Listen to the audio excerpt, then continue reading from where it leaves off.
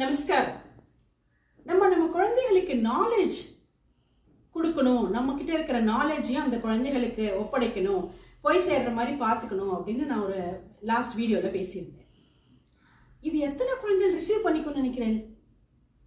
பணத்தை எப்படி நம்ம கொடுக்கணும்னு நினைக்கிறோமோ அதே மாதிரி தான் நீங்கள் ஒரு 1.5 கோடி 2.5 கோடி மொத்தமாக ப்ராப்பர்ட்டி எல்லாம் சேர்த்து நகை எல்லாம் சேர்த்து வச்சுருக்கேன்னு வச்சுக்கோங்க. ஃபார் எக்ஸாம்பிள், நீங்கள் அப்படியே கொடுத்தா அந்த 1.5 கோடியோ 2 கோடியோ 10 கோடியா 15 கோடியா மாத்திர குழந்தைகளும் இருக்குது.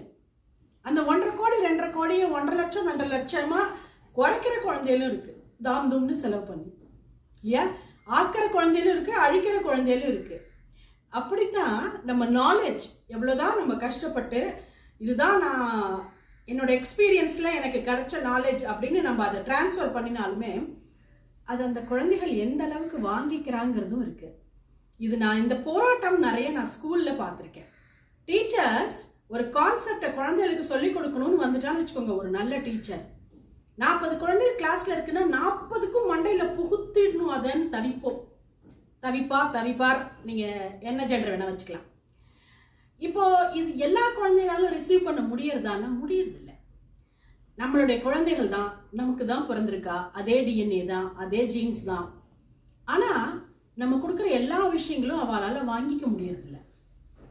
சில சமயம் வாழ்க்கையில் சில முக்கியமான நேரம் கூட வேண்டியிருக்கு. சில குழந்தைகள் சில மனிதர்களுக்கு யங் ஏஜ்லேயே அதை ரிசீவ் பண்ணுற கெப்பாசிட்டி வந்துடுறது.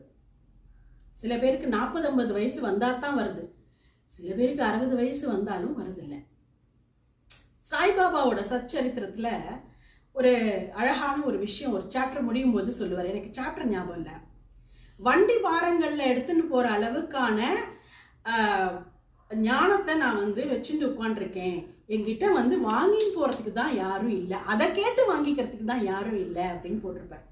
நான் அதே சாப்டர் எவ்ரி டைம் படிக்கும் பொழுது யோசிப்பேன், எல்லாரும் அவர்கிட்ட தாத்தான்னு தானே கேட்குறா, அவர் ஏன் இந்த வார்த்தை சொல்கிறார் அப்படின்னு.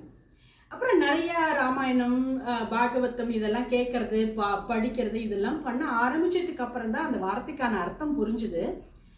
அவர் சொல்றது டீப்பர் ஆஸ்பெக்ட்ல பேசுறார் அவர் அப்படின்னு. அப்போ அதோடு தான் நான் என்னோட ரியல் லைஃப் இஷ்யூஸையும் கனெக்ட் பண்ணிக்கிறதுனால எனக்கு இன்னும் நல்லா புரிஞ்சுது.